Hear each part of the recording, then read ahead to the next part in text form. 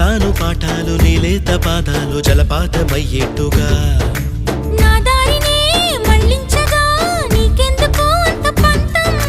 మంచేతిలో ఉంటే కదా ప్రేమించడం మానటం